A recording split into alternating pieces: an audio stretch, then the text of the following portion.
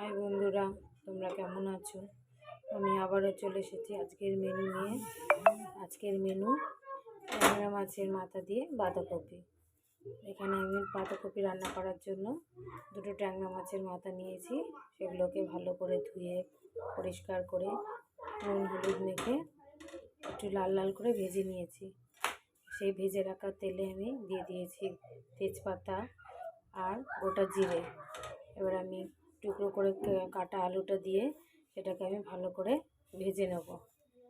এটাকে ভেজে আমি টমেটো কুচি, কাঁচা লঙ্কা বাটা, আদা বাটা, লবণ, হলুদ আর জিরের গুঁড়ো দিয়ে ভালো করে সুন্দর করে কষিয়ে নেব। আমি এতে কোনো জল দিচ্ছি না। তা কিছুক্ষণ পর আমার কষাতে কষাতে দেখো টমেটোটা গলে জল উঠে গেছে। আমি এর ওপর দিয়ে মটরশুঁটিটা দিয়ে দেবো। দিয়ে জল ঝরিয়ে রাখা বাঁধাকপিটা দিয়ে ভালো করে এপিট ওপিট সুন্দর করে নেড়ে দেবো।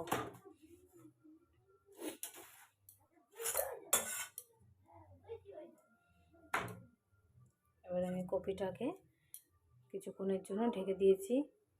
আর ঢেকে দেখো আমি কিছুক্ষণ পর তুলে দেখি কতটা জল বেরিয়ে গেছে। আমি এখানে এতটুকু জল ব্যবহার করিনি।